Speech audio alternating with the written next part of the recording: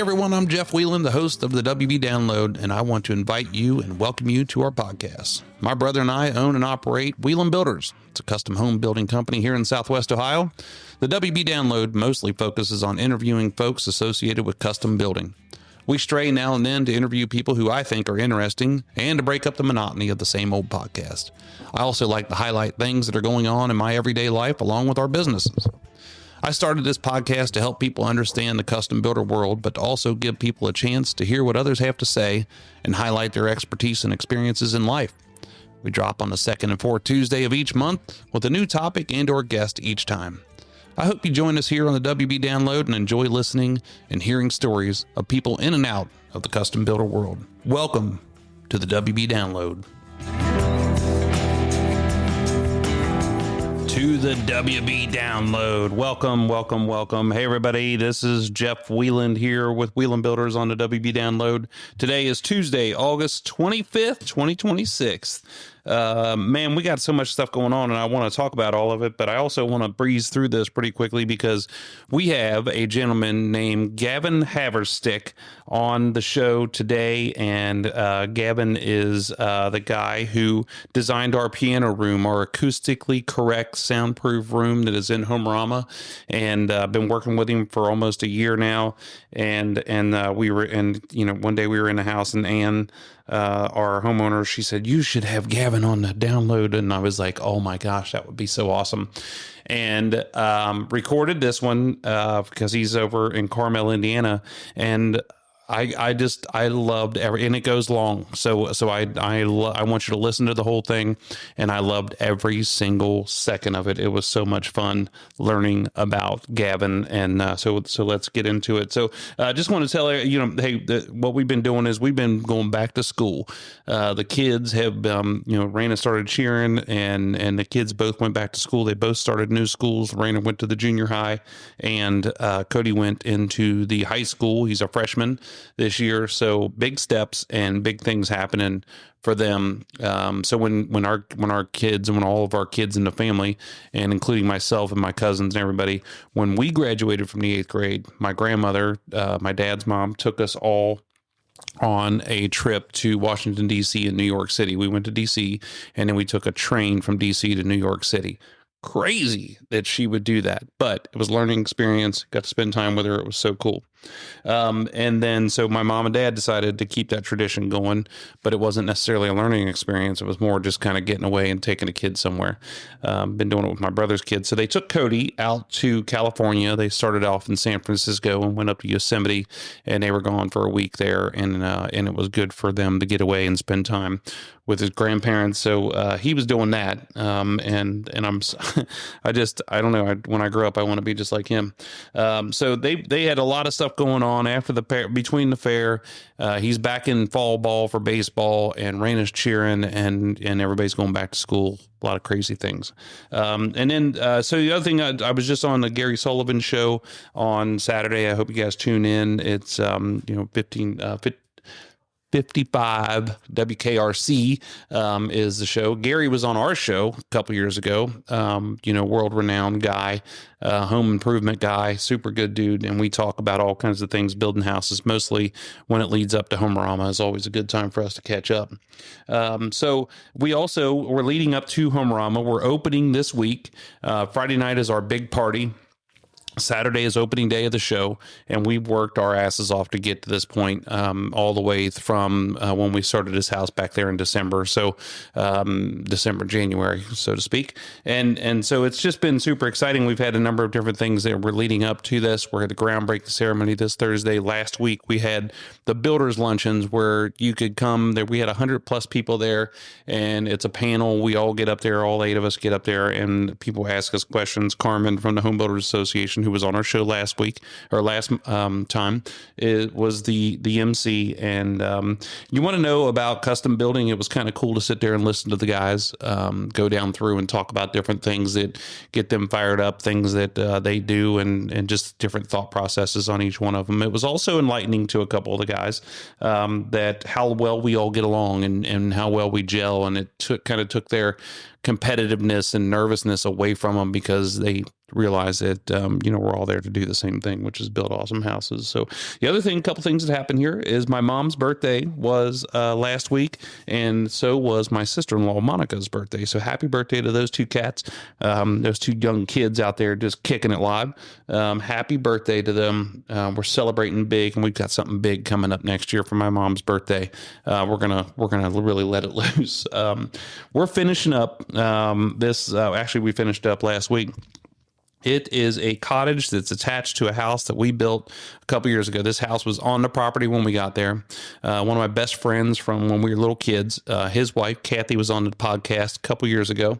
And we built for them. We came back, and this is something that I love, and there's no bigger compliment to me than when somebody invites us back to work with them again, to either build them another house, build another project on our property, do something with them to do another project. And I love it. I love being able to do this with all these families. This one's really special to me though, because Jimmy and I have been friends since we were little kids. But this project, this little cottage is so cool. It is one of the coolest projects. I mean, it's so neat. So many little small nooks and crannies, little things going on with it. It's connected to the big house, and plus it's going to provide a space for their kids to live in while they're there, whether they stay there long term or not. But it's going to provide them a space to keep that family, kind of close quarters, and I think that's one of the most coolest parts about it. So we're just finished that thing up last week, and then it's on to Homearama.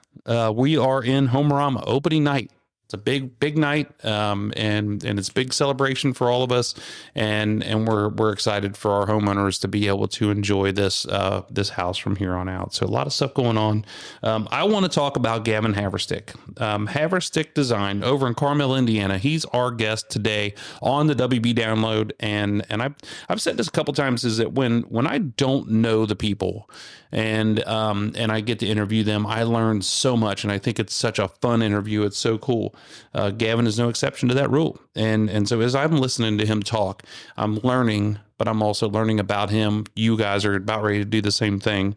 And it's just a super interesting guy. So I'm looking forward. I've never met him in person. Spent a lot of time with him on Zoom, a lot of time with him on the phone, looking at his drawings and things. And we're going to learn a lot about the sound world and about Gavin Haverstick here today on the WB Download. Let's jump into it. I hope everybody enjoys this one, because I certainly did.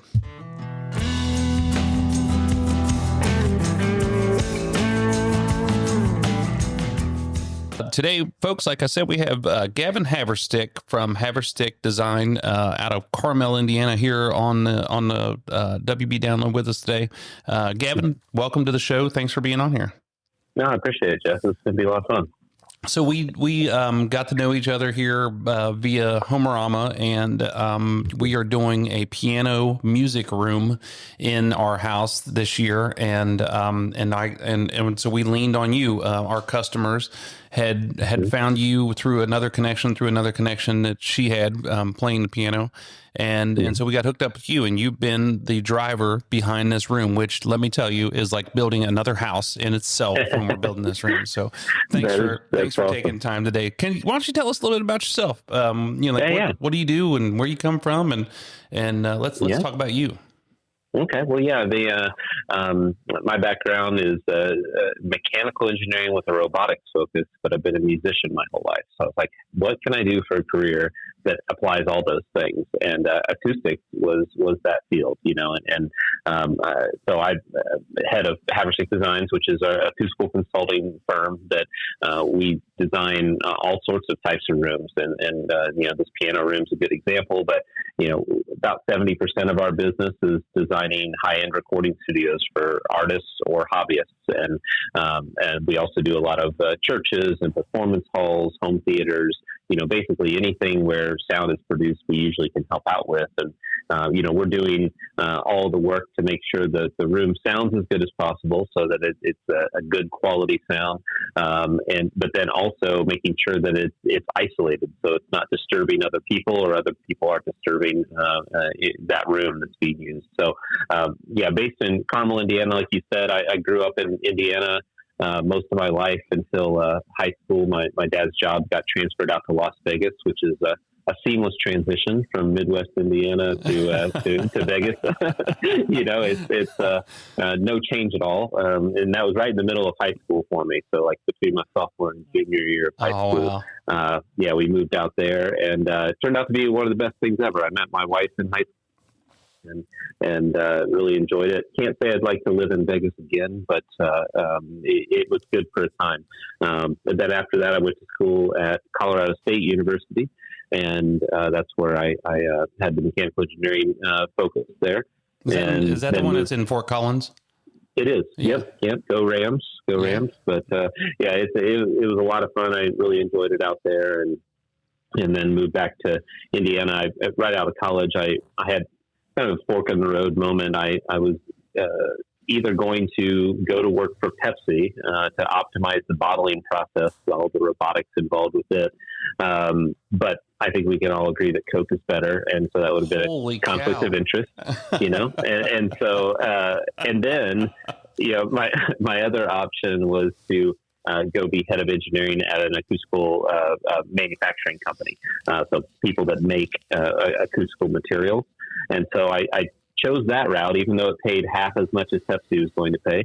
I just really wanted to be around something I was passionate about. It's like, and I'm so glad I did, because, I think so many people work jobs that they don't necessarily enjoy. And it's hard not to take that home with you, and it affects your family and your relationships. And, just if you can, it doesn't mean that I don't have stresses of having my own business now and all of that, but at least I really enjoy what I do. And I think that's a key thing. I give talks at colleges all the time to students that are going out into the field. And I'm like, hey, just find something you love, and then the rest of it will work itself out.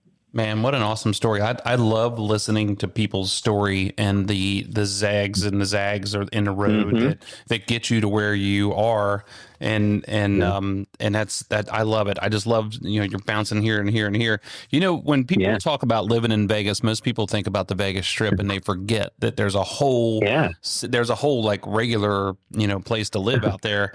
And so one question I had from being from Indiana, are you a race fan, like a dirt track or an IndyCar fan? It's funny because you would think so. I'm more of the stereotypical basketball fan being in Indiana. But I lived most of my life in Indiana. I think there's just been 6 years that I haven't been here, and I've never once been to the Indy 500, which is insane. It's like, what am I even doing?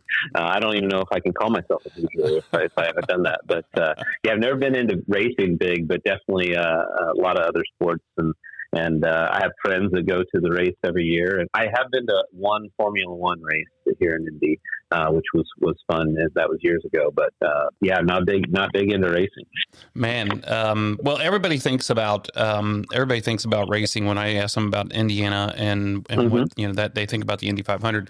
There's a ton of sprint car dirt track races that happen in Indiana every year, and that's usually where it sparks from. There's a lot of people. So when you talk about living in Vegas, I was in a seminar one time, and there was a lady who was a builder, and they were building a ton of houses out in Vegas a year, and she was bragging how they saved I think it was a day off of their framing schedule by making an adjustment, and everybody's like, whip-de-doo, and she goes, we build 3,500 houses a year. So I was like, wow, that was big deal. A big deal. So that's another thing I always think about when you think about Vegas. Yeah, I mean, I moved out to Vegas in 1995, I believe. And back then it was like, I think the fastest growing city in America for like 5 or 6 years in a row. Like, it was just really booming. And my dad was head of the electric car project for General Motors. And so what they were doing was testing the battery cells in extreme heat. And Vegas was a great place to do that, obviously. But also it's just like it was booming at the time. And so they moved operations out there. And definitely, really enjoyed it out there. It was, I think at the time, my high school that I went to was only a year old, and they were building, there's probably 25, 26 high schools in Las Vegas. It's just sprawling. Like, there's a lot of them. I really enjoyed it out there. Like I said, going back now, it's not necessarily the same place that I remember back in the day, but it was a good experience, and I was glad to at least have a good mindset going into it. I don't know how, as a 16-year-old, I was like, hey, I'm going to make the most of this. Like when I had established friends and I had, I played on 3 sports teams, did theater. I had all these friends in Indiana and these roots, already planted there. And, but for some reason, something told myself like, hey, if I go in this with a negative attitude, that's what I'm going to get out of it. So, I'm glad I did. And like I said, met my wife. We were high school sweethearts and we have 2 kids now and been together for a long time. So it's awesome. What, what music got you interested in the music, world, so to speak? Yeah, it's like, it's funny. My parents will always show pictures of me when I was like 2 years old with a fake guitar and a microphone. And I was always like doing something with music. And there's always a lot of music in my house. Like my parents listened to a lot of Beatles and Carpenters and, Rolling Stones and different things growing up. And so none of them played music, but like anyone in my family, no one played music, but I got the bug to like, I want to learn to play guitar. And so guitar was my main instrument. I took lessons in 5th grade and didn't really love what they were teaching me. It was a lot of, Mary Had a Little Lamb and Twinkle Twinkle Little Star and things. I was like, no, I want to learn something else. And so I stopped taking lessons and taught myself how to play guitar. And was it acoustic guitar or was it electric or bass? It was acoustic. Yeah. Acoustic guitar. My uncle, growing up, he had a music shop in Muncie, Indiana, and he gave me my first guitar and he played in the band. I always looked up to him and so I just started teaching myself how to play. And then in high school, started writing my own music. And then in college, I recorded a solo album that I did and played a lot of shows on campus and like for homecoming or just different places. And then after I got out of college, I started a band in 2001 called Rivet Shack. And Rivet Shack is an anagram for my last name, which is Haverstick. We couldn't come up with anything better. So it was like mix up the letters of my last name and that'll be the band. But Rivet Shack has been going on for, 25 years now. We've recorded, 2 or 3 albums. And it is like original kind of folk rock. It's, one of my favorite bands is Wilco, and so it would be in that vein, kind of almost alternative country folk type of stuff with a lot of rock tendencies. We've had, at one point we had 7 members in the band. We had like a regular 4-piece rock act and a 3-piece horn section. And now we're down to just the rock act and 1 horn. But yeah, we took about a year off just recently, but we're getting back together now and writing some new stuff and hopefully record something next year, I'm hoping. So is the importance of music, being able to read music, being able to play an instrument, being able to sing, or being able to understand the rhythm in the music that goes along with it? And I ask that because I wonder if the music business is like the building business where, you have a lot of builders out there who think they're fantastic, but a lot of people just think they suck. And I wonder if the music business is the same way. They're like, we have a band. And you're like, I'll bet you do. Good job. And, yeah, I bet you do. Well, I think it varies. It varies a little bit. I mean, there's some people, like I don't know how to read music, but I know how to write songs. Like the bass player in my band, he's always like shocked at like the chord structures and different things that I do. He's like, how do you not know music theory, but you can do that? Because he's like, I've got friends that, went to Berklee College of Music and they can't write an original song because they're so like in the box of like, it has to make sense, per these norms. So I feel like it varies and yeah, there's certainly people out there that have a band and, they may not be the most talented, but my biggest thing with it is just like, man, if it's a nice escape for you, or if it's something that allows you to express yourself, it's like, that's the amazing part of all of it. It's just like, I don't play as often as I used to because with, small kids and business that's very busy, we don't get together as often as we used to, but when I do, it's like just such an amazing time and just the ability to kind of like, step out of the day to day and do something a little bit more creative. it's really fun. That's awesome. I heard Billy Joel on Howard Stern one day talking about the beats and like the notes and listening. Like when you're singing, you have to hear it.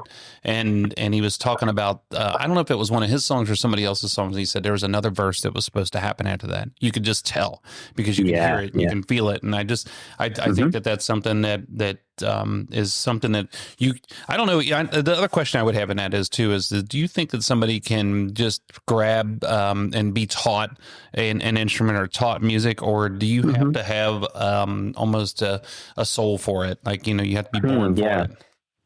I think there's levels to it. I think anyone can pick up an instrument and be taught how to play it. But it's kind of like how people always talk about the best guitarists in the world, and how, if you ever heard the term, it's all in the fingers. It's all in the way that they could play, one guitarist could play the same thing as the next guitarist, but the tone and the expression and the feeling would be totally different, depending on the skill level that somebody has. And I think that, some people are born with a certain thing. I think it also, it kind of evolves as you get older, because when I was in my 20s, the songs that I would write and how passionate I was about certain things, it's different than what I'm passionate about now, and so I feel I think anybody, to answer your question, I think anybody can learn it, but I think there is some I don't know, almost ingrained God-given talent that people have, that I think that if you combine it all, with the God-given talent they have, plus good instruction and a passion for it, then that's when it takes off and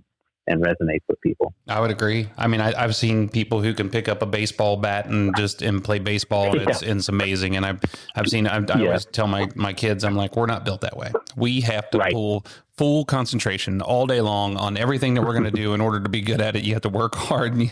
There's not going to be any natural gifts here. So, and I screwed him on that, but that's okay. So, but I mean, this music, I'm always enamored with music and musicians, and especially with everybody playing together and hitting it at the right chord, at the right note, everything's perfect, and it's just, I think that's just amazing. And it just, I'm enamored with it. I love it. We went to the Rock and Roll Music Hall of Fame up in Cleveland a couple months ago, and I was somewhat unimpressed by it, just because I'm looking around going Elvis and those guys were the first ones to be in, but then when you look at year 10, you see who was inducted in year 10, and I'm like, what the hell were you waiting on? Those guys should have been in year 1 or 2. And so I guess I don't understand all of it. But it's definitely neat to see. And I was going to say before, when you were talking about writing songs, you have to have kind of the same, where you were talking about one guy plays a guitar and it sounds this way, and another guy plays a guitar and it sounds that way. You almost have to have that instinct. If you're writing a song, you would want to sing it, but you would also want to give somebody else the opportunity to sing it so you can hear it differently. Oh yeah, for sure. I mean, over the years, most of the recipe that we have for the band is I write a song solo, and then I bring it to the band and they all add their parts. And I usually don't ever speak into those parts, because one, I surround myself with better musicians than I am. They're all so much better at what they do than I ever could be. So me trying to write some lead part for Hal to play would be silly, because he's going to come up with something better anyway. But plus, it's I want everybody to have a vested interest in this song and have a connection with it. And if I'm just telling people what to play, back, Smashing Pumpkins used to be like that. Billy Corgan's so talented, he would just tell everybody else what to play. But to me, it's no, it's we're doing this together, and that's what makes it special. And so a lot of times I'm writing the songs, I'm bringing it to them. And just recently we started writing things where we go into a room and we have no idea what we're going to come up with, and we're doing it in real time, which has been really kind of refreshing for me, because I've just done it a certain way for so long, and to have other people's input is just a lot of fun. So I think I think it's something where everybody has their own way of doing things. There's times I've written songs that take me less than 10 minutes to write the entire thing, and the song might be 3.5 minutes, but it all just comes together.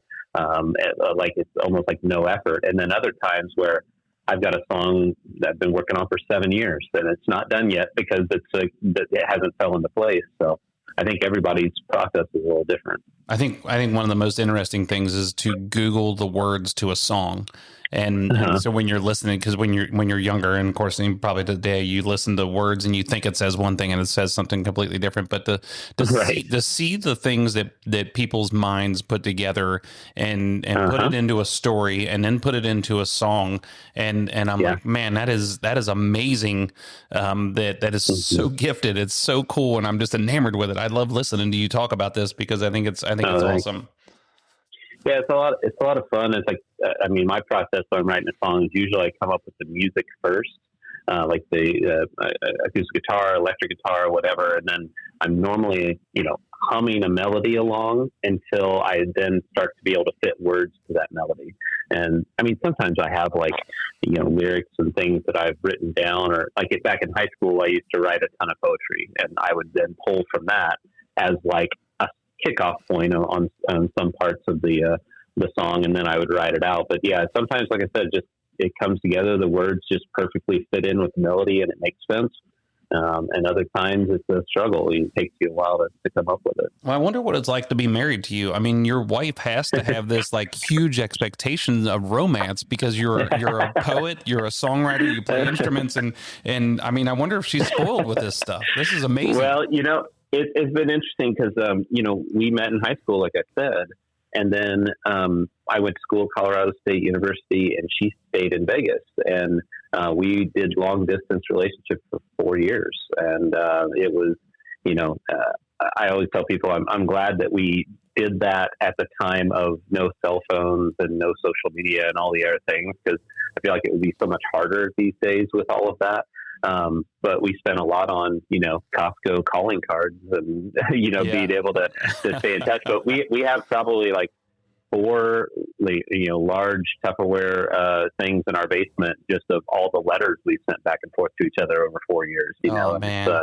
It's a pretty cool thing. I mean, the solo album I did in college, the title of it was called The Miles Between Us, because it was like all about our long distance relationship thing.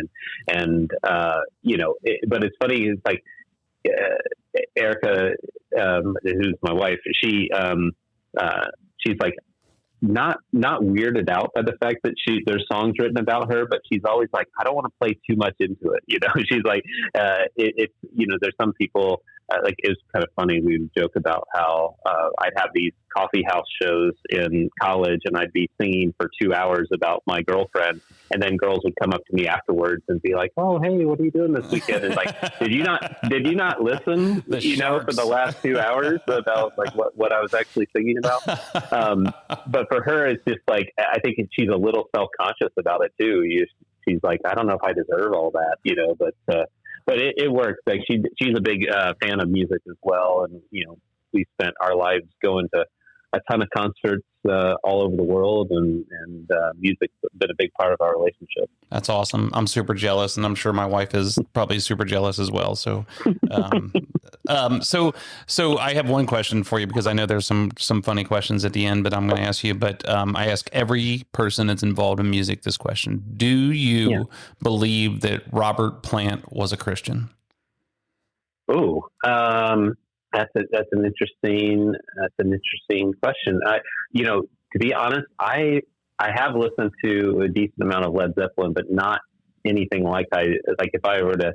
There's always the big three. It's like Beatles, Zeppelin, and Stones. I'm definitely on the Beatles side of that, as far as if I had to pick. But nice. I don't know if I'm qualified to answer that. I think I'd have to look at it into it anymore. I'm a Christian. Faith is a big part of my life.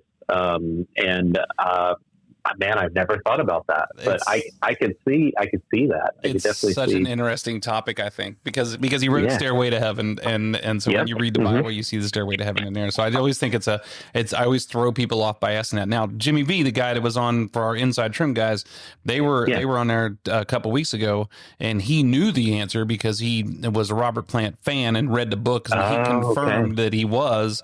And I was like, I should probably quit asking this question now, but I wanted to make sure that. And it's interesting too, because it's like, I mean, you don't have to be a Christian to be using your God-given talents either, So Right. it's like there's obviously, so much talent and in that band alone. I mean, but actually it's interesting because my solo record I did in college, I did that with a guy I used to work with named Eric Sailors, who he now plays in a band called the Steepwater Band.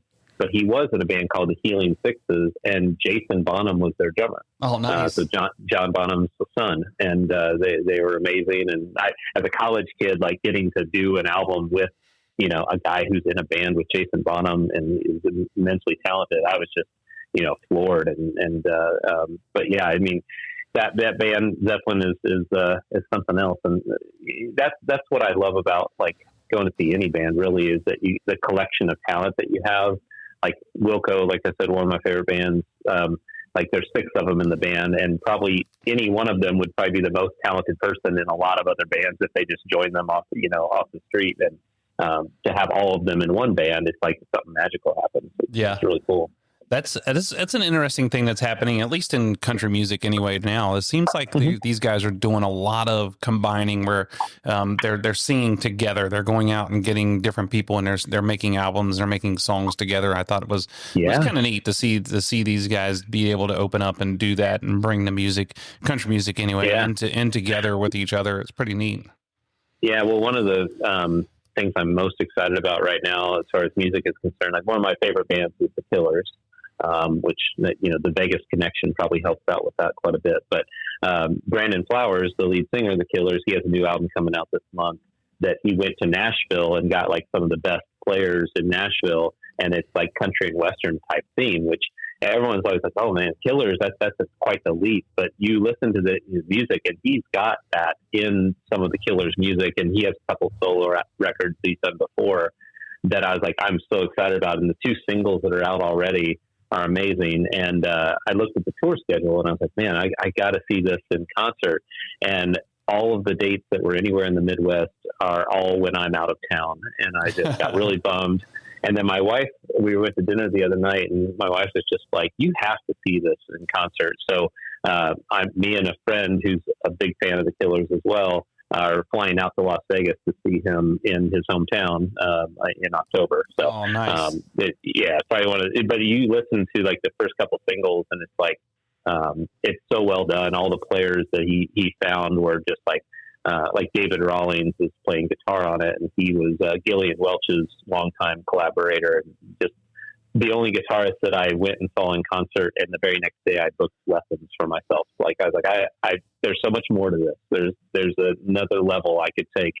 But yeah, I mean, that Brandon Flowers album is a great example. Like just getting a bunch of people in a room that are just immensely talented, and you can kind of do anything. That's cool. That's cool. Yeah. So let's talk about why we're here today. Sure. Is our Homearama 2026 project, the piano room is what we are calling it. Has you're the lead on this thing to design it and tell us what we're doing and hooking us up with different people who we needed to be able to put this stuff together. So what's special about it? What do you recall about going through this and creating this room? Is what stands out to you? Yeah, well, it's always awesome to be involved in a project like this, where it's kind of, I don't know the rest of the plans, but it feels like kind of a centerpiece of the home, and I know that music is such a huge part of Anna Bob's life, and they came to me originally because they were concerned about, they wanted the room to sound great, but then also had some sound isolation concerns with the rest of the house, and just wanted it to be something really special. And with music meaning so much to them, it's like, and they want to be able to share this with other people, because the way we designed that piano room is that there's like these telescoping sliding glass doors that you can close off when you want it to be more enclosed and more isolated.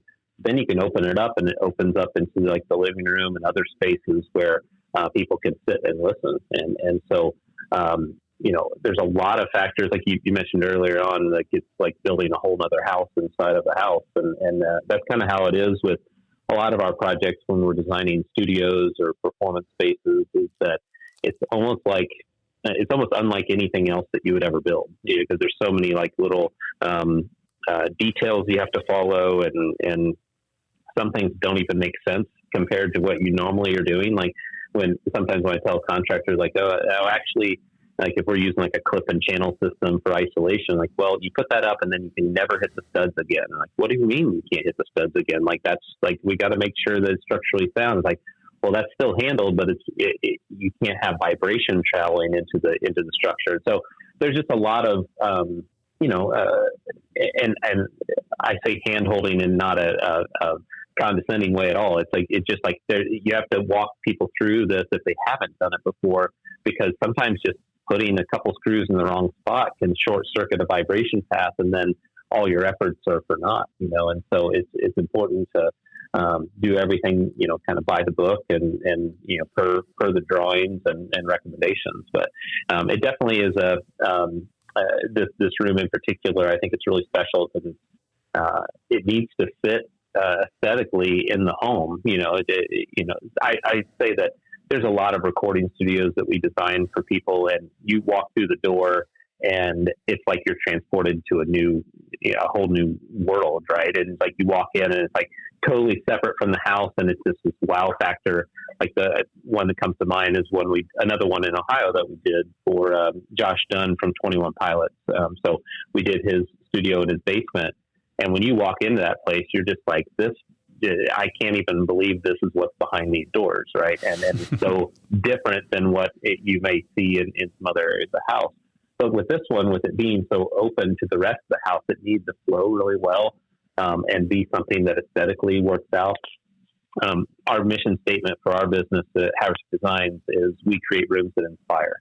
Like that's all that we try to do, because whether it be a studio or a church or a home theater, we just want people to feel inspired and creative and just love being in the space, because we could create the best sounding room in the world, but if no one wants to spend more than a couple minutes in there because it's not very fun, then we've missed the mark, right? And so this room, I think in particular, with a lot of the details that are in there, it feels like it's an extension of the home, but it also feels like almost like the heartbeat of the home too. It feels like, and where since music is such a big part of their life, like having that right in the center of the home, I think is pretty awesome.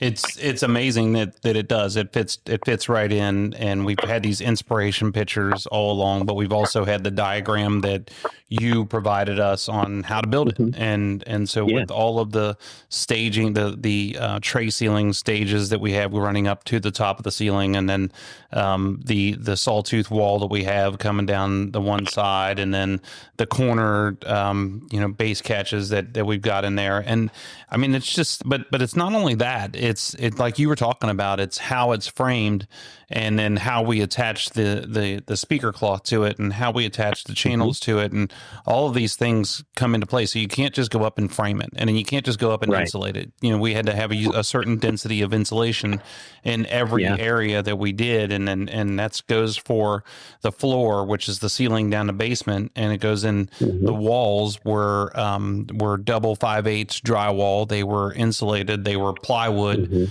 And then, or vice versa. It was plywood and drywall, and so all of those things are so. And then once we got it all built, and then we had to build that 5-stage tray that comes down from the ceiling, and then we had to insulate that, and then we had to build the corners, and then it's so much detail. I love it. I love every second of it, because I'm been doing this my whole life, and when you get a chance to learn to do something new like this, I'm completely inspired and loved it, working with you on awesome. it.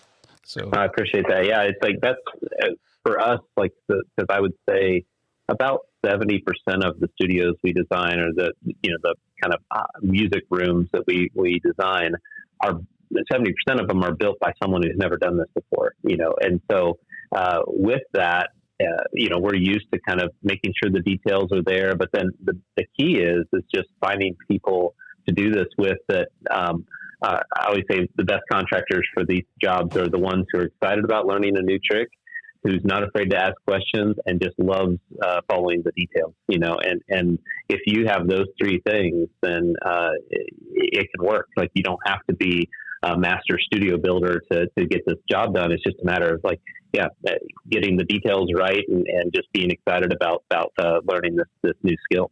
I'm also amazed that the way I'm not one to speak on sound or hearing because I've had hearing aids for 20 years. I probably needed them 30 or 40 years ago.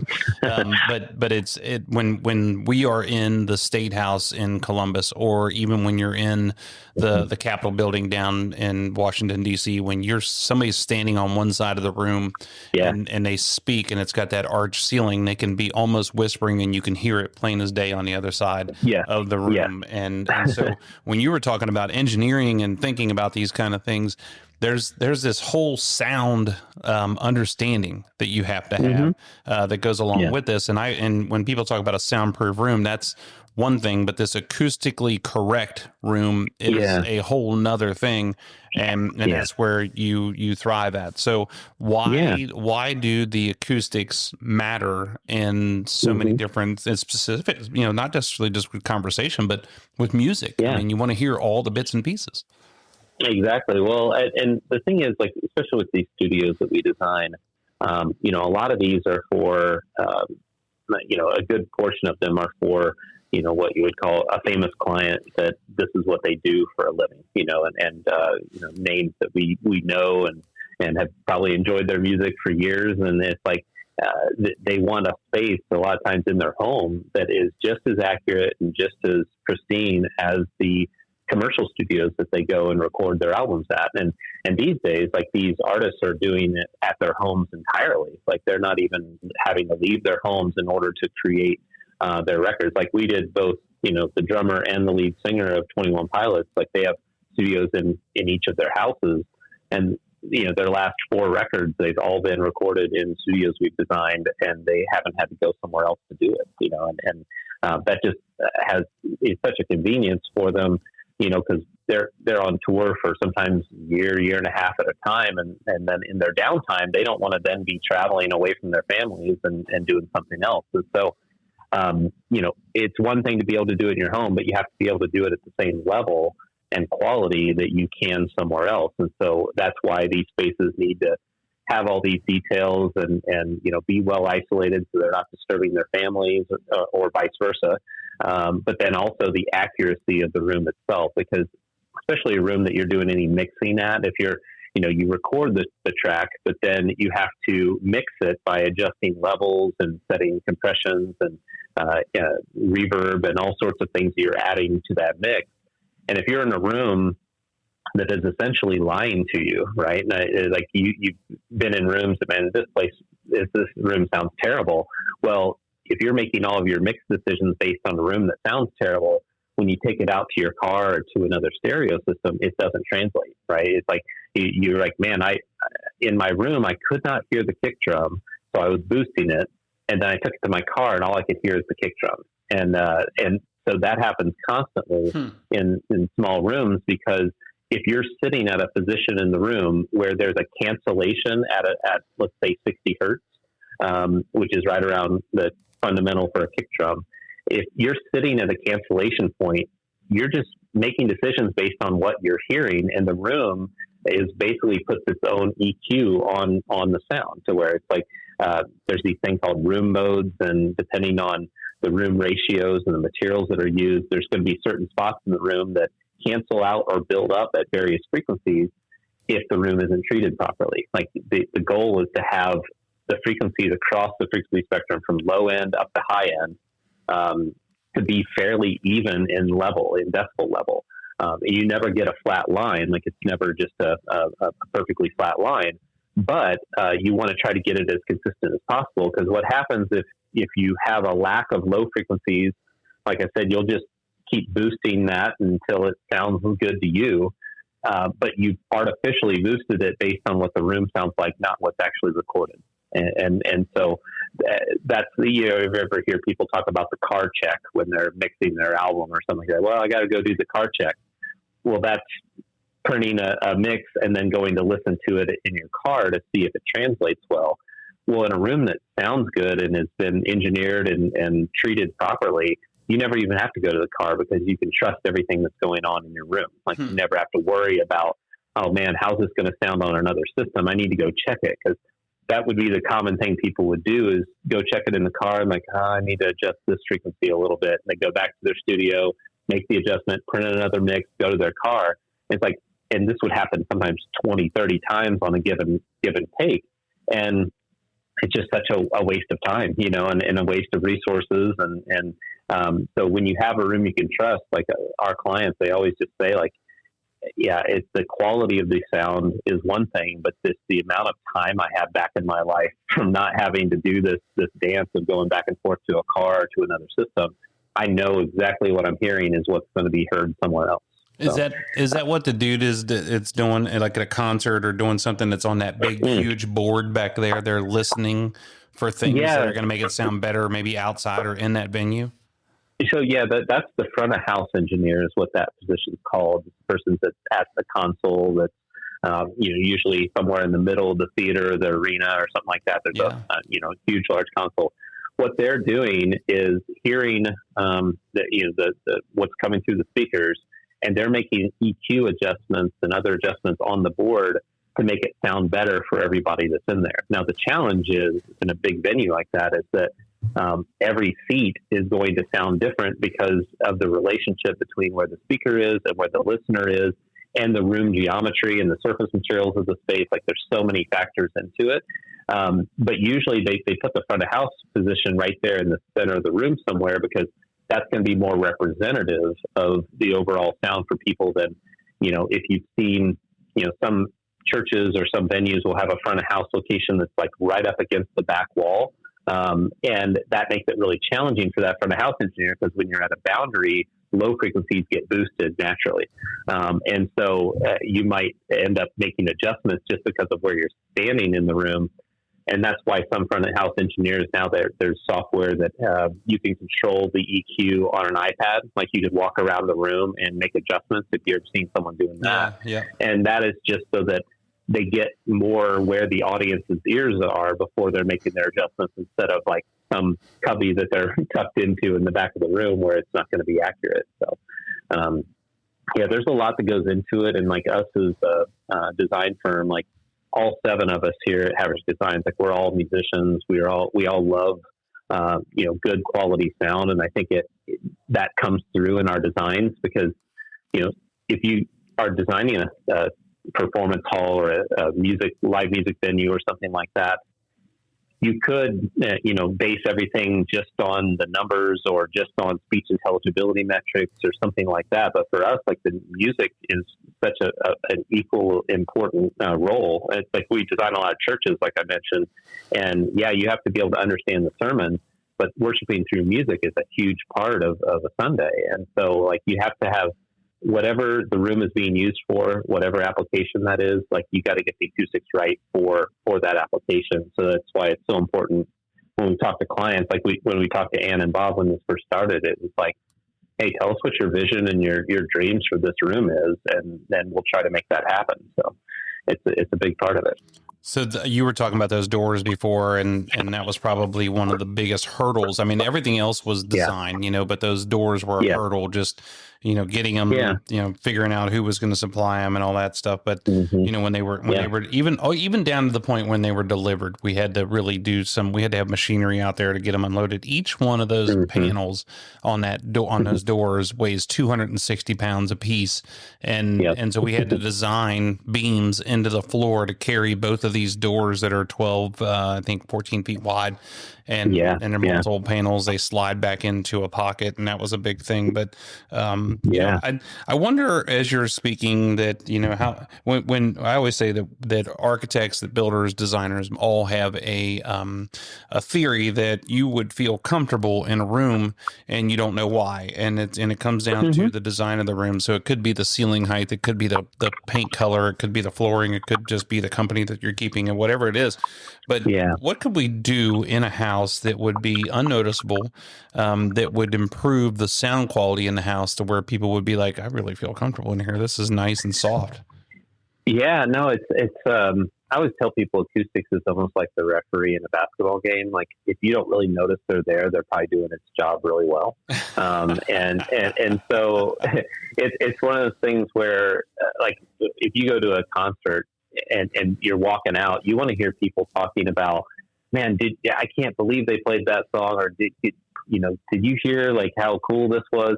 You don't want them to be like, well, it was just so harsh and like my ears are ringing and this and that. It's like you want the acoustics to be something that just is enjoyed, not picked apart because there's some issue. And so in homes, for instance, like we design a lot of like highly musical rooms and technical rooms, but then we also are asked to help sometimes in just like we're doing one right now for a custom home in Carmel, Indiana, where I was there to help with a media room that they were doing, but then I walked through their great room that is being constructed, and I said, whoa, is there any plan on helping with the acoustics of this space? Because it had a concave like domed ceiling. It had plaster on the walls. It had a concrete floor, and almost every surface of it was hard. And in talking with the client, they love to entertain. They said sometimes they have like 50 to 75 people over at a time. And I was like, this room, you'd almost not be able to have a conversation 4 feet away from each other if there's that many people in here. And so in that job, we're working in some details, like there's a material called acoustical plaster, which sounds like it shouldn't exist, right? It's like plaster is usually a really, really hard reflective surface. But they've engineered and designed a product that looks just like plaster, but it's absorptive and soft in nature when it comes to sound. There's also like micro perforated wood.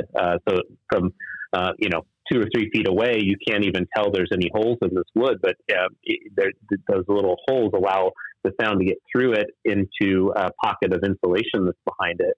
And you can make that, it sound amazing. But it's all about, the right ratio of materials that are involved in there, like their absorption coefficient, the distribution in the room itself. Like if you put all the absorption, let's say on the ceiling of a room, that would sound different than if you put 50% on the ceiling, 50% on the walls. There's a lot. It's an art and a science for sure. To where it's not just cut and dry. To where you plug something in a calculator and like, oh, I know exactly what I need to do. There's a lot of decisions that are made that, some of them, it's like a set of compromises. It's like, okay, well, we're going to do this. It's going to cost a little extra, but you get the aesthetics that you want. Or, hey, we really want to treat this surface. I know you wanted to put a mural on this wall. What if we dyed that mural into a fabric and then treated it with a stretch fabric system, and you get best of both worlds? Like there's all sorts of things that we can do to make for a good environment, because the last thing you want is to build this home and then suddenly there's certain rooms that you're just like, if you have guests over, you're like, let's go somewhere else because I know that we're not going to be able to talk in here, when that was supposed to be the gathering space. Right. I wonder if we're misleading or wasting money when we come down to insulating separation walls. We're insulating interior walls for sound deadening, and people call it let's soundproof it. Well, you're not going to soundproof, yeah, but sound deadening. Right. I mean, I'm sure every little bit helps, but I built a house for an ER doc one time, and they wanted a sleeping room in the basement. So we learned all about how to build this room to where it was soundproof, so to speak. But it was a lot of to a point where no members were touching, where you had to have offsets and channels and all these different things where the sound had less opportunity to travel through solid members. But the insulation, of course, is a factor. Do you think that if we're just insulating stud spaces in between walls, that it's just kind of a waste of money? We need to take extra steps if we're really going to do it? Yeah, I mean, insulating a wall is important. And it does increase its sound isolation properties. It's kind of like if you imagine putting a pillow inside of a kick drum, if you ever heard that, it's like muting the resonance, right? And that's what happens. Like if you don't insulate your walls, you basically have a lot of kick drums in your wall that can resonate at certain frequencies and pass that energy through. And so insulation is a big part of it. But with isolation, it comes down to how much mass you have in the system and how much decoupling you have in the system. So the mass is just as many heavy materials as you can fit in there. And And then the decoupling is more of like a vibration control. It's almost like the shocks of your car. You go over a speed bump and you don't feel as much of that because the shocks are absorbing that energy. Well, there's like clip and channel systems you can put on your walls, or do like a double studded wall to where they're not even physically touching and vibration doesn't travel through. There's all sorts of these things that we do. And when we're designing studios, a lot of times it's not uncommon to have the walls be a foot thick or 18 inches thick, depending on like how much isolation we're trying to obtain. But with isolation, it's such a subjective thing from client to client. Where what's quiet to one person is unacceptable for the next. And so we're constantly trying to get inside the heads of our clients to find out what's okay for them, right? And one of the things that we developed a thing called the sound isolation simulator on our website, where you can actually hear how much attenuation you're going to get depending on which partition type you choose.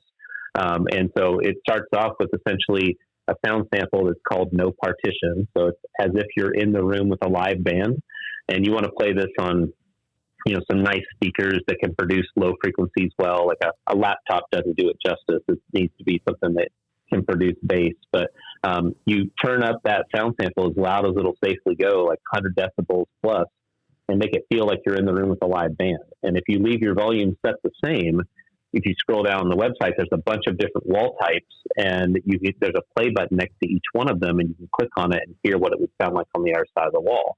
And for us, this tool has been such just a game changer, because we have our clients go through that early on in the process. So I think Ann and Bob did that on the piano room as well.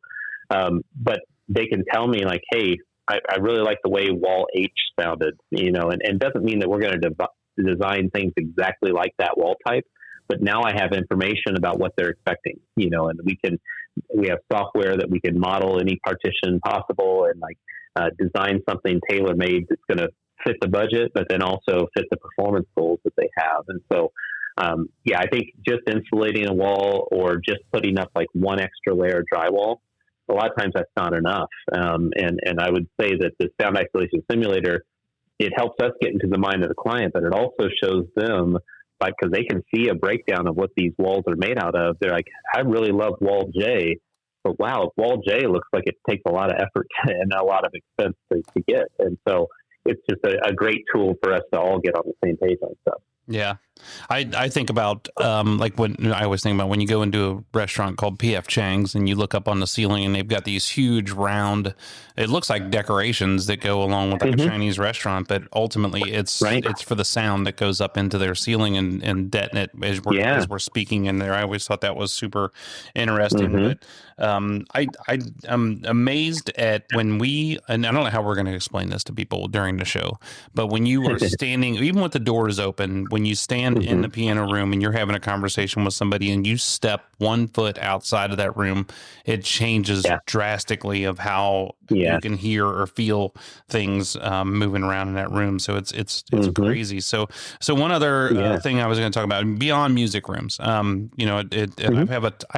think we could do this for the next couple hours, but I'm beyond music rooms, because I was really, one thing I wanted to touch base on again, going back to the size of the room and the shape of the room, because I think at one point in time when we were talking about the sawtooth wall, but we also had that entire room where it was like 10 feet on one side and it was 16 feet on the other side or something. It was shaping down. So is size a big factor in recording studios and piano rooms? Like, do you want it to be, 900 square feet, or do you want it to be 10,000 square feet, and then also the shape of it? What comes into play with that? Yeah, absolutely. So the size and the shape really dictate a lot. And I'd add a third one in there. It's like what surface materials you're choosing. Yes. And so those three factors are probably the biggest thing. And so when it comes to the size of the room, especially if you're dealing with something that's pretty much rectangular, there's certain ratios that work better than others when it comes to the length, width, and height. Like all the dimensions need to play well with each other. And what I mean by that is that some of the worst sounding rooms out there are ones that share dimensions that are divisible by the same number or each other. Okay, so if a room is let's say 8 foot by 16 foot by 8 foot tall, it's going to sound really poor, because what happens is any frequency issues you have going front to back in the room, it's also happening side to side, and it's also happening floor to ceiling. And so what ends up happening is these cancellations or buildup across the frequency spectrum, they're just enhanced, and it's even worse than if it was just one of those dimensions that we were dealing with. And so we have a calculator that we built in-house that basically you put in the minimum and maximum length, width, and height of the room, and it will run it in 1 inch increments and come back with the exact ratio that you should choose for the room. And we did that with Ann and Bob's place. We had some limiting factors when it comes to how big that room could have been, but we were able to size it using that software. But it's a big deal. Like that, we've had there's like a vocal booth that we were contacted about because it wasn't sounding good. We didn't design it, but they're like, hey, can you fix this? And I was like, all right, and show me some details about it. And the room was 4 foot by 4 foot by 8 foot. And they're like, well, what's the best treatment that we could do here? And I was like, jokingly, I said, yeah, well, do you have a bulldozer? Can you knock it down and start over? It's like, it's something where sometimes you're just up against things. Like we're working with a really major like EDM DJ and it is placed in around Amsterdam, and he has a room that's I'll speak in centimeters, but 480 centimeters by 480 centimeters by 240 centimeters high. And so all those dimensions are divisible by the same number of each other, and there's just some inherent frequency issues that he has because of it. And so anytime you can start with a sizing of the room that has a good ratio between the length, width, and height, and there's a lot of studies that have been done over the years, and there's certain ratios like the vanilla distribution or the bolt area and all these little things that you can look at and say like, oh, well, this fits these requirements. Then it's a pretty good sounding room, even to start with. It doesn't mean that you can build a room that just doesn't need any acoustical treatment whatsoever, but it makes your job easier to where you don't have to do as excessive bass trapping that you might have to do in a different type of room. So the size is one thing. The shape is important too. Like I mentioned, concave ceiling of that great room. Concave surfaces are usually terrible for sound because sound that hits a concave surface, it all focuses to the center of the point of center of curvature. And it's like when you see on NFL sidelines, those clear plexiglass domes that you see on the sidelines. Well, those have a microphone that is facing the center of that dome. So any sound that hits the dome gets focused to the microphone, and that's how they can pick up sounds on the field so well. Well, that's great for that application, but for a studio or a sound room or anything like that, it causes a lot of problems because it's like what you mentioned at the State House, I believe. I witnessed it at St. Paul's Cathedral in London. There's a thing at the top called the Whispering Gallery where you can walk up 624 steps and you get up to this Whispering Gallery and you can whisper on one side and it's a complete circle and a dome and you can just hear someone on the other side clearly. And it's because of the focusing that happens because it's all concave. So you want to avoid things like that. You want to, sometimes, in Ann and Bob's room, we did that sawtooth pattern on one wall, and that was to break up flutter echo that could happen side to side in that room with those sliding glass door that's on the other side. And flutter echo, if you've heard this before, you go into a room, you clap your hands, it's almost like sounds like a ping pong ball bouncing back and forth, and that's called flutter echo. And what you're hearing is the time it takes for sound to bounce from one wall to the next, and you're hearing the delay in sound. And if there's not absorptive materials on that or some sort of angle that breaks that up, then it's just going to keep continuing until it finally dies out. And so it doesn't take much. Like in one of the bedrooms at our house, like there's a really bad flutter echo in there, and I show my kids sometimes, and like just each of you hold a pillow in your hands and just hold it above your head, and then the flutter echo goes away. And they're like, now drop them down to your side and you hear it again. It's like it doesn't take a whole lot to take care of those things, but parallel surfaces that are untreated is going to have that issue. And there's some rules of thumb, like when you do angle walls, like you want to make sure that you angle it at least 10 degrees combined between two walls. So you could do like 5 degrees and 5 degrees or something like that. But there's a lot of things in play because, not only are you trying to solve flutter echo, but then you're trying to not have acute angles in the corner because low frequencies build up more in acute angles than 90 degree or obtuse angles. So it's almost like a game of Tetris, where you're always trying to find like where these puzzle pieces fit together to, appease all these different rules that we have to make a good sounding room. I was thinking about our podcast room here, and it's an equal shape, 10 by 10 by 10 actually.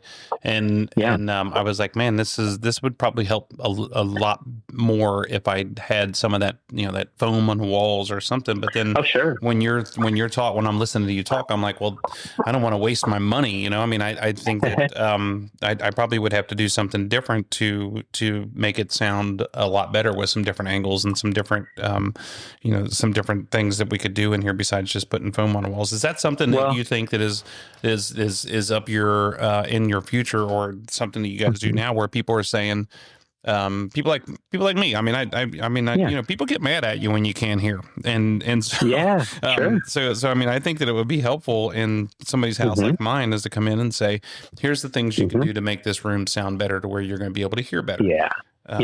Well, it is something that we get asked from time to time.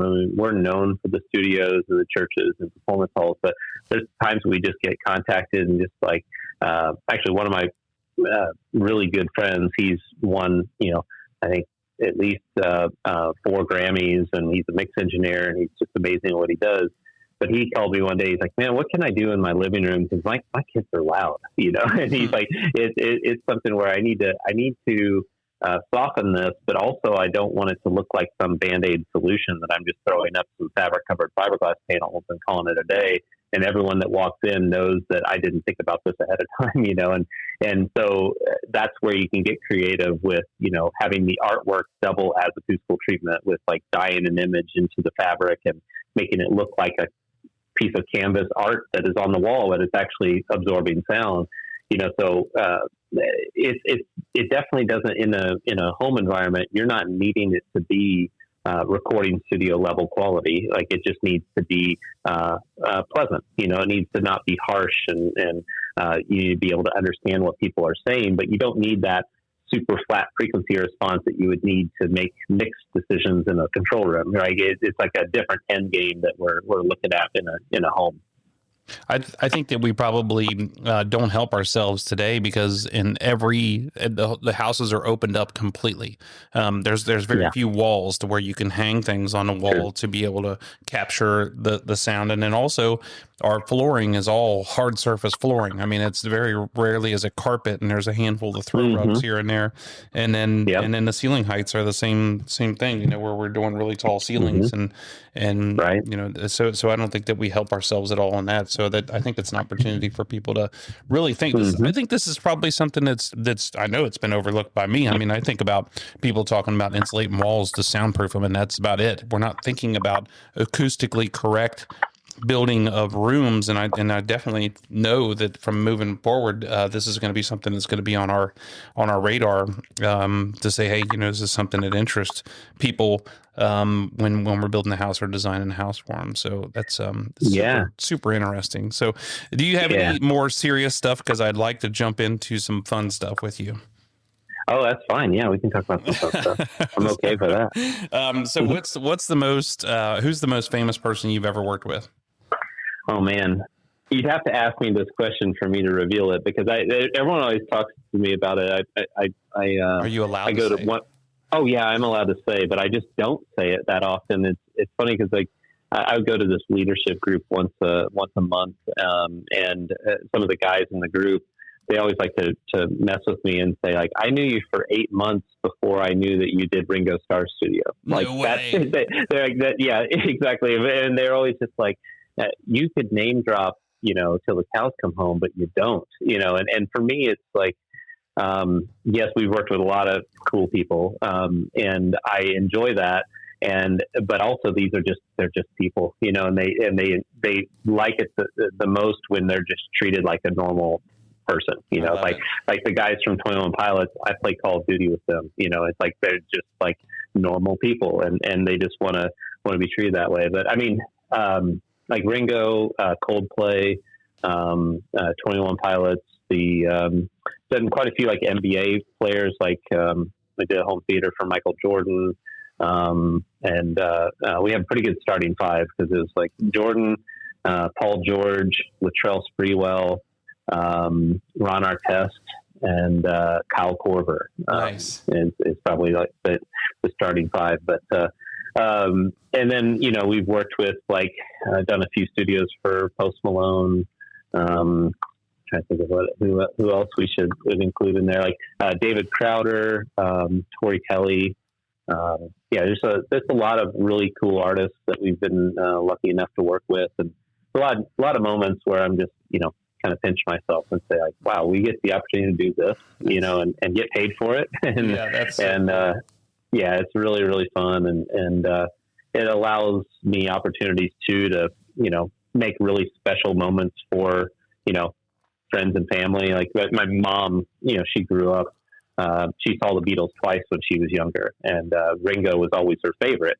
And so like when Ringo comes through town, I can take her and and she gets to experience that again. And so things like that are a lot of fun. And we built our business. This is year 17 for the business, and it's all, a lot of word of mouth and referrals. Lately we've been doing a ton on social media, and we have a YouTube channel where we do tours of spaces we've designed once a month, and we have a podcast on there where we've done like 136 episodes of the podcast. And but a lot of our work is still word of mouth and referrals. We do a good job for someone.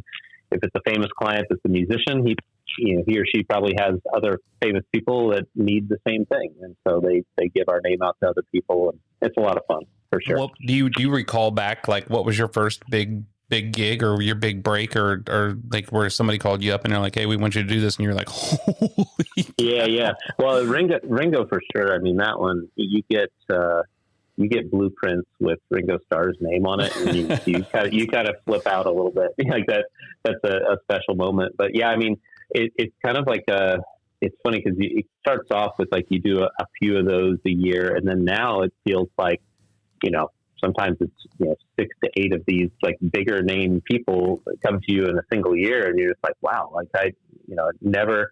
I mean, when I started the business 17 years ago, I thought it would just be me by myself working until I retire, and then Haverstick Designs would be done. Like that's as big as I allowed myself to dream, I guess. But I think it's like I never was an entrepreneur, and like I never had that mindset. And I'm an engineer who thinks about all of the things that could go wrong and how I could fix it. So I never, I think, allowed myself to believe that it would expand to where it is now, because we've worked in now 48 states and 28 countries, and it's like I never thought that I didn't know if we'd work outside of the state of Indiana, but alone all these places.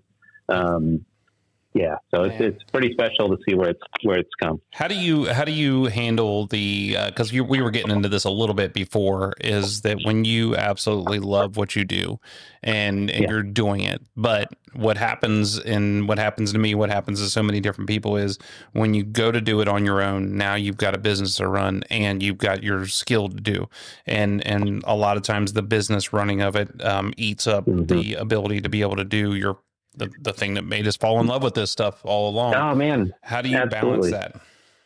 Yeah, that's the tough thing.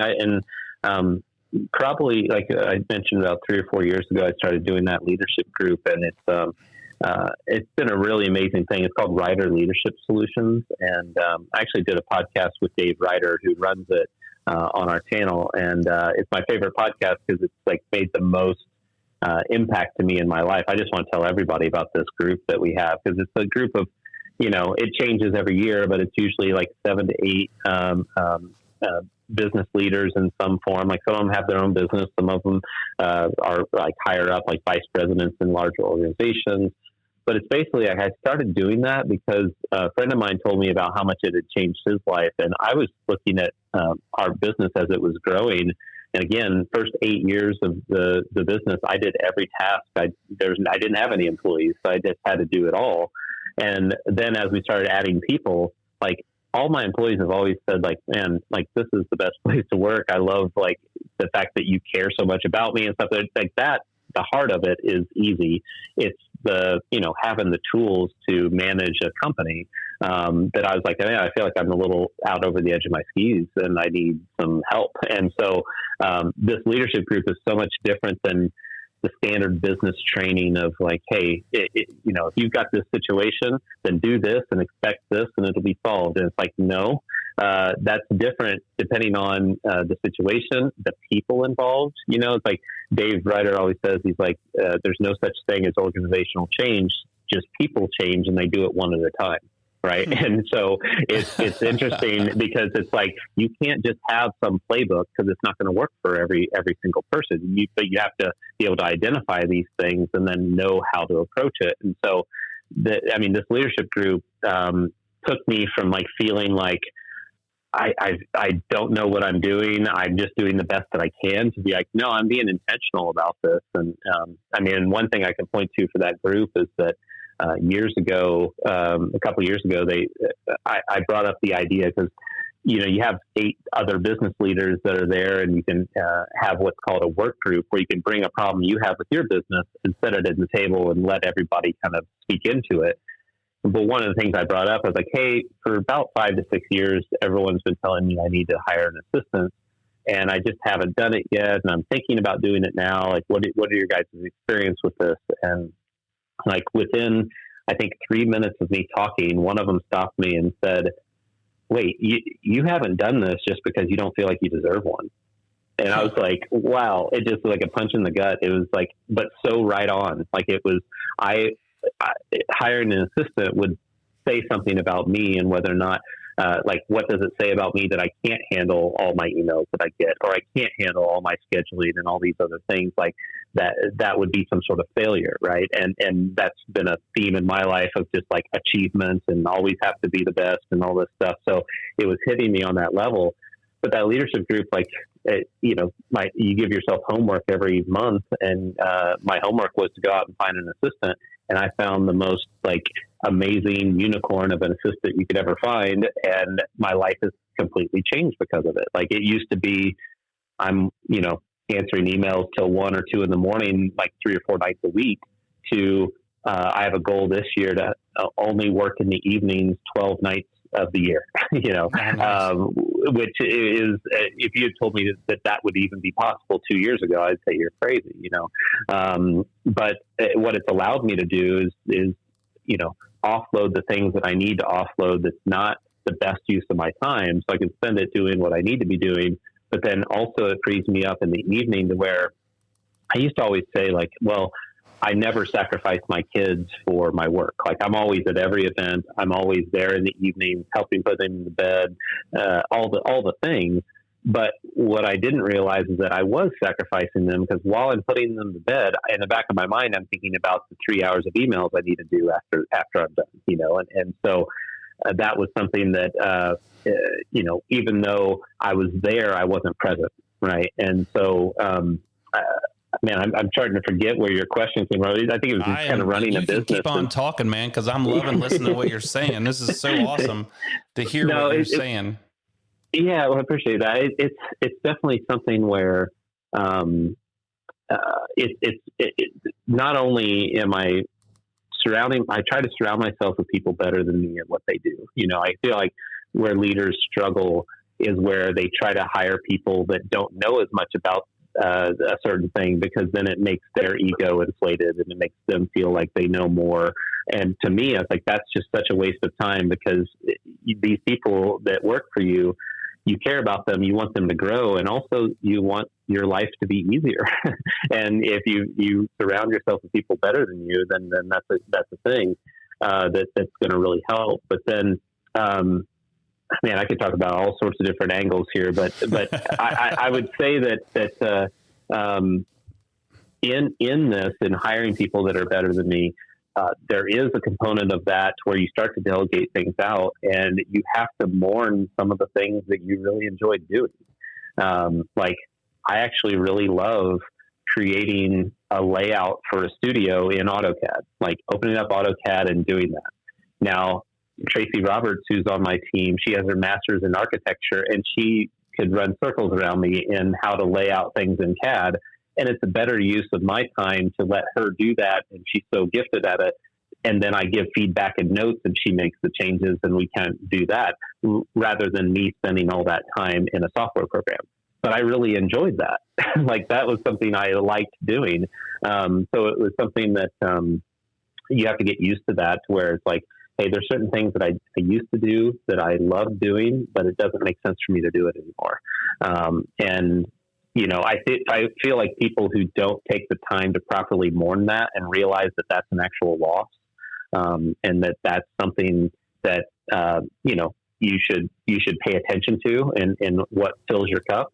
You know, that's what this kind of leadership group and this kind of just my kind of self-discovery over the last like 3 or 4 years has taught me, is that, you know, there's so much more to running a business than just, you know, profitability and, you know, managing people. Like there's so much more of the human element that I love as a person. Like, there's a lot of times people would look at our business and say, hey, I feel like you're running things in a little bit of a way that leaves you, I don't know, maybe susceptible to some hard conversations because you're so close with all of your people. And it's like, yeah, but guess what kind of hard conversations I'd have if I wasn't close to my people, right? And it's like, and another thing Dave has said before in the past, he's like, if you're not spending at least 20% of your time investing and growing your people, then you're not. And that was the end of the sentence. It wasn't like it's one of the things where I've made a goal this year that one day per week, which is 20%, I have no external meetings on my calendar. And Paige, my assistant, who is just amazing at keeping me on task and is a better protector of my time than I am. Like, she has worked it out to where even though it's hard, like, she protects that day, and we're trying to increase it to 2 days a week in the third quarter, you know, and it's one of the things where in that day I can work on the business instead of in the business, which is hard to do when you spent so much of your life just doing all the tasks. Right. And so, but it's so much better for everybody else involved. Like, when I have that day and I can strategize and I can take care of like high level things that I needed to take care of for a long time, you know, it makes all my employees in a better situation because we're better set up for success.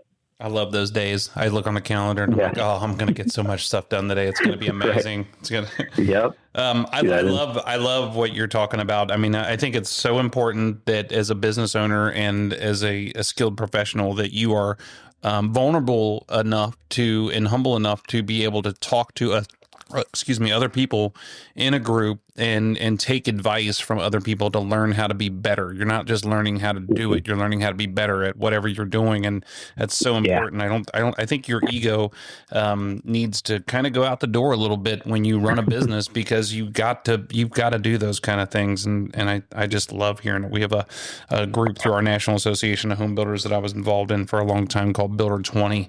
And it's a group of 15, 18 other builders that are giving us each other advice. And I know buddies of mine that have tractor dealerships and they have a dealer 20 and boat dealerships that have a boater 20, and it's all for the same reason, all to improve on what you're doing and making things better for yourself. And the same thing with me. Awesome. I did the same thing. I want to set my life up to where when you have kids that now and you want to spend more time being a dad and being a husband and those things are so important. It's invaluable to have the right people on your team. But so another question I had was what's the most favorite concert you've ever attended? Oh man, that's great. It's funny because we were going to do a podcast on this, like our top 5 concerts that we've been to, and we ended up not recording it.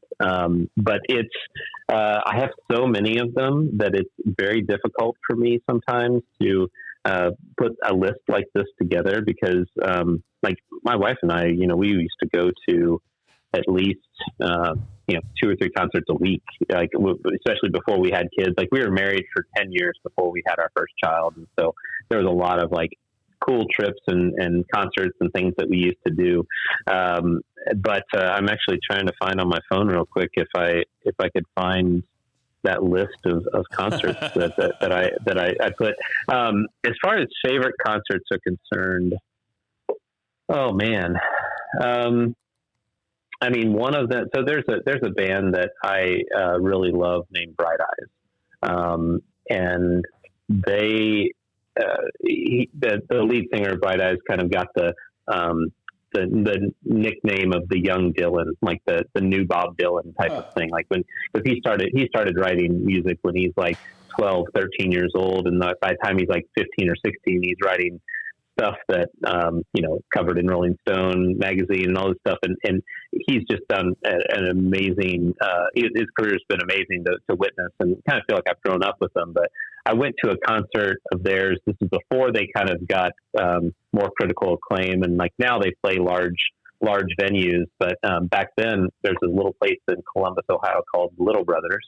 I don't think it exists anymore, but I saw they were playing there. I just discovered the band, and it was going to be on Halloween night. And I had 1 day notice, and I called and asked for the vacation day from my my boss at my old job, and I went to the show, and it was so much fun because the band was, at that time, there's like 13 people on stage, and everyone was dressed up as something. And it was hilarious to see, like, they're very serious songs and like pretty deep songs, but then to see like the drummer is a cow, like what is going on? And so that one was a whole lot of fun. I don't know if you remember, there's a band called Hole, which was Courtney Love's band. Who Courtney Love was Kurt Cobain's wife from Nirvana fame. And so I saw that concert when I was like 15, 16 years old, which was pretty amazing. Lollapalooza 94 was my first concert ever. Oh, wow. And that was that was back when it wasn't a festival, it was a touring thing. And the two headliners for that was Smashing Pumpkins and Beastie Boys. And that was really, really awesome. That is good. And later on, it's kind of a fun story. Later on, I was hired to do a project in Chicago for a rehearsal room, and they wouldn't tell me who it was for because it was like secret and all of this. And so I remember arriving on site and just starting to recognize some guitars and recognizing some drum sets. And then I looked down at a set list for the rehearsal, and it was Smashing Pumpkins. Oh. And I was such a huge Smashing Pumpkins fan in high school, and I knew all of their music. And to be then later in life, like, I'm actually helping them to have a better sounding rehearsal room. That's pretty awesome. That's cool. Have you ever been to Graceland? I've not been to Graceland. People have told me I should go, and I have not. I was just thinking about this before because you could see like green carpet going up the walls and stuff. And he had a number of different things where they could obviously play music in there, but that's one of the things that made me think about that. What's your favorite instrument to hear live? Favorite instrument live? I definitely have a soft spot for just a really great song on acoustic guitar, someone just singing, because that's kind of how I write music, right? And so to hear somebody play it much better than me, but hearing that live in a good environment, like one of my favorite venues to see a live show is the Ryman in Nashville. Have you ever been to the Ryman before? Yes. Yep. Yeah. So it's so awesome. Like the fact that it was an old church and there's still the church pews that are in there. And just the way the room sounds, like, I don't know when you've seen shows there, multiple times I've seen shows where it's the last, song of the show. The singer-songwriter, the artist will like step to the front of the stage, unplug everything, and just play to the natural acoustics of the room. And it just fills the room, and it just sounds so beautiful. And so just a simple acoustic guitar is pretty amazing to me. That is awesome. I saw a girl playing the violin on a bar stage or on a bar top down there one night in Tootsie's, who was just, I mean, just going like crazy. And I mean, this doesn't have anything, but we were down there in Nashville, and that made me think of that when there's nothing else involved except for the person and the instrument. It is some of the greatest music ever. I love it. Sure. For sure. What's making the push? Because I have a question here that Leanne put on here, vinyl or streaming, and what is your favorite? Because I think there's a push for vinyl, isn't there? Well, I'm a big part of that because vinyl collecting, I've been doing that for probably 25 years now. And it's the only way I mean, not that I don't have Spotify, but it's the only way I like really listen is like in my office here, I have a turntable with a nice set of speakers, like studio quality speakers. And, it's really fun to design studios while you're listening to music that was recorded in them. It's like, it's pretty awesome. But yeah, I have a larger than average vinyl collection. And for me, I've always been a collector. Like growing up, I used to collect baseball cards or basketball cards or comic books or whatever. And part of it is like that collector mindset. Like I like to actually own the things. Like, I love the convenience of Spotify and I use it and I listen to things on it all the time. But it's different to actually just own a piece of it because there's a couple things. Like one, I love buying vinyl records at artist shows, like going to concerts and then walking away with the vinyl record because it supports them, right? It's like I like to support the people that are making this music. But then also it's like there's something about like an intentionality of listening in that you got to pay attention because in 15 minutes you're going to have to flip the record. And I'm still a big fan of like the album versus singles. I like a singular like piece of art that's an album. Like I feel like it goes together, and I like to listen to the whole thing. But also it's just something really cool about. I mean, I collected before vinyl. I collected CDs, and so I have like probably over 2,000 CDs at home as well. Wow.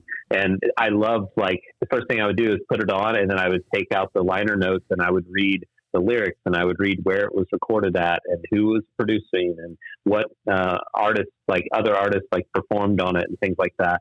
And with vinyl, it's just, that, but better because it's bigger and it's like a piece of art. Like I actually have in my office, I'll turn around and look at it, but it's like, I have this record player called a floating record player where it's vertical instead of horizontal. So the record stands upright.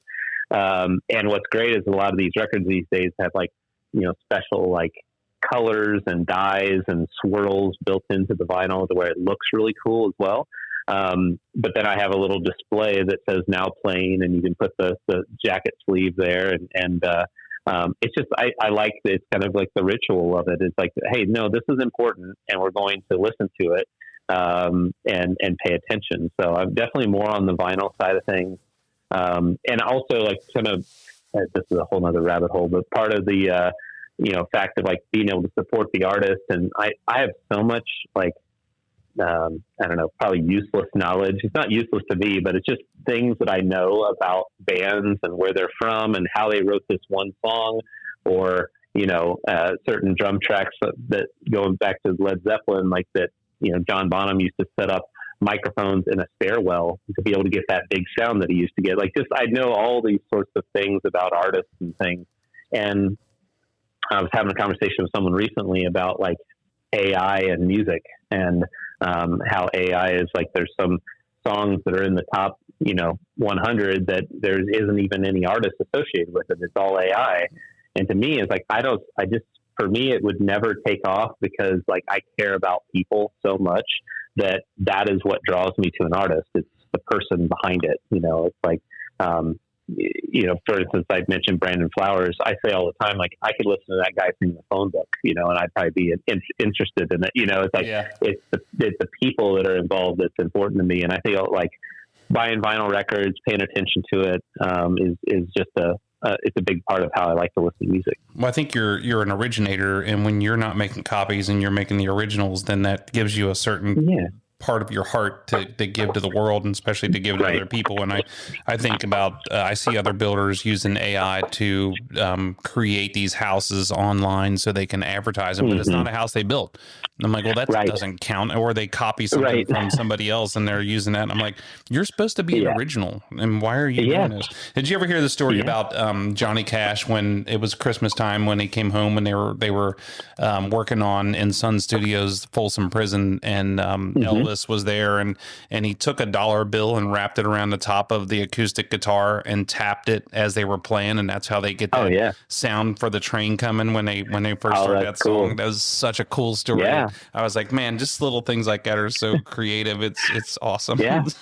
There's a band that I like called The Saint, and they were trying to get a certain bass guitar sound, and they were struggling with finding it. And they're in the studio, it's late at night or whatever, and someone just like took a Coke can and smashed it down with their foot, and then jammed it into the speaker cone, and that was the sound that was on the record, like what it sounded like after that. And so things like that. I think the creativity in the creation process is just so important. And with the technology that's available now, there's so many things you can simulate with plugins and other things like that. But to me, it's like some of the magic happens in the little mistakes or the little things that are just, out of the ordinary. And sometimes having less options is what drives you towards something like that. It's like, I think it's an important part of the process. But with AI, like with our business, like I have a rule that we don't send out anything that's AI generated as far as like a deliverable to a client. It's like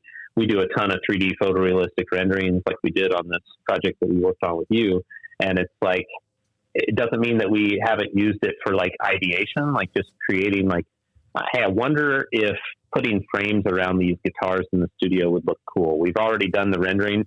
Let's see in 10 seconds what it would look like. And if it's like, oh, that was cool, now let's go do it ourselves and do it better, And so I think using it for a certain, knowing its limitations.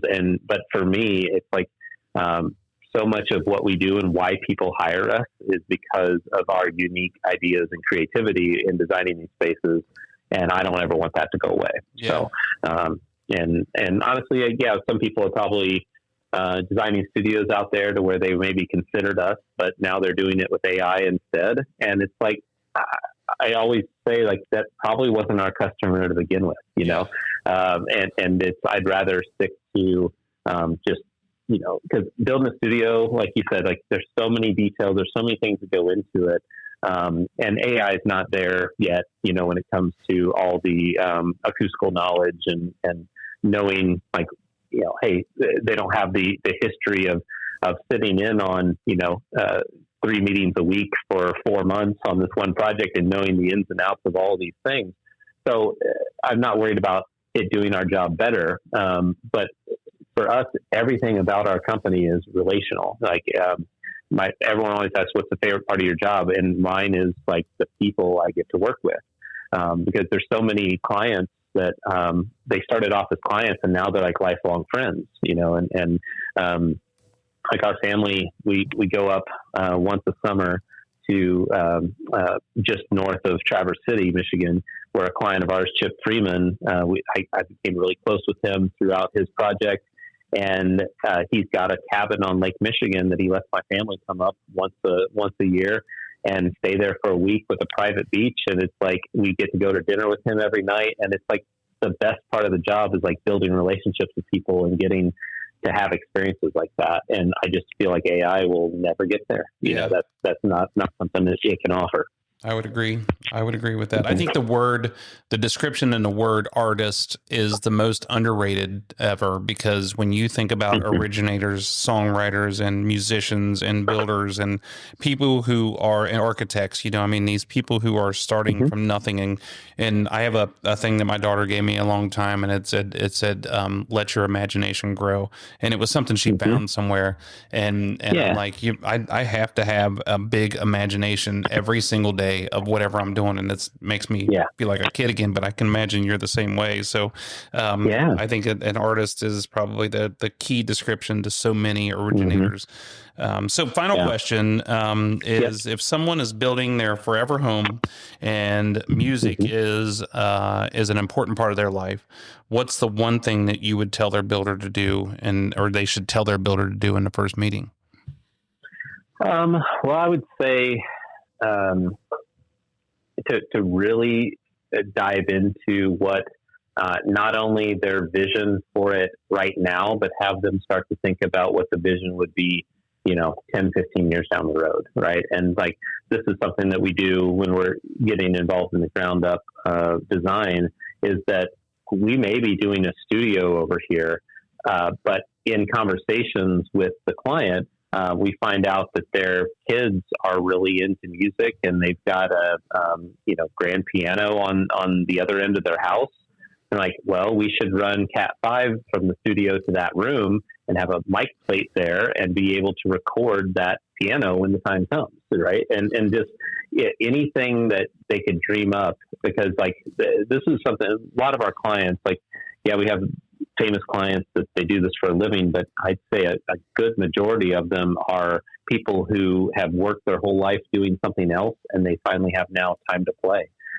Like now they want to be a kid again and be able to play music. And so I always tell people, like, man, you've waited your whole life for this, and this could be whatever you want it to be. Like, now's the time for us not to rush into something and then, man, I wish I would have done this, or I wish I would have done that. And the nice thing is we've dealt with, so many dreams and visions of our clients that we can share, like, oh, well, hey, we had this one client that really wanted to have X, Y, and Z in their plan, and then that resonates with this next person, and they're like, yeah, I'd like to do that too, and it can, kind of go along. But I'd say, like, future-proofing things and just trying to think outside of what's right in front of them, because I mentioned that before. I was the victim of that when I started the business, kind of having a narrow mind of what this possibly could be.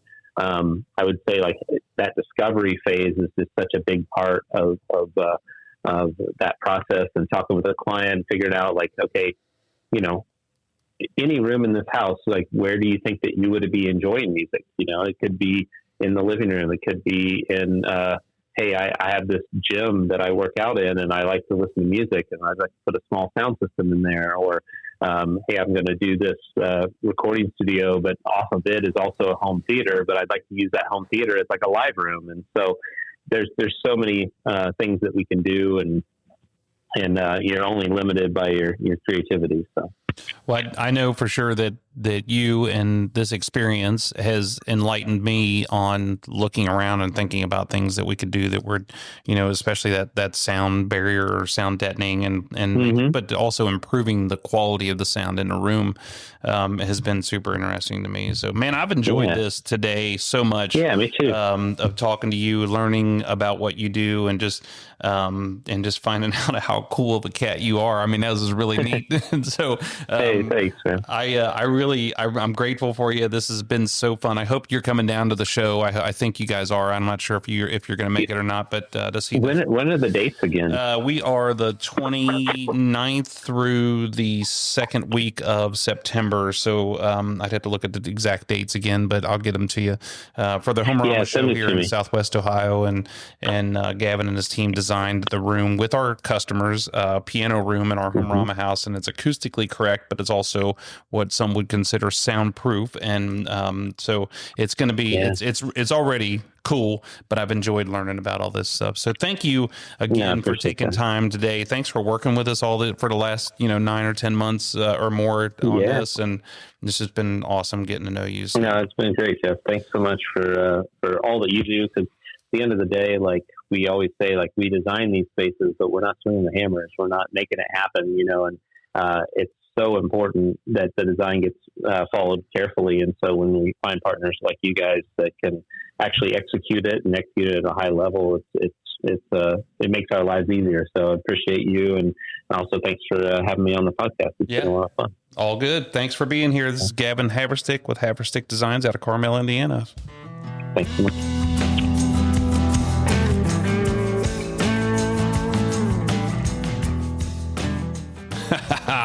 Like I said, that was Gavin Haverstick here on the WB Download.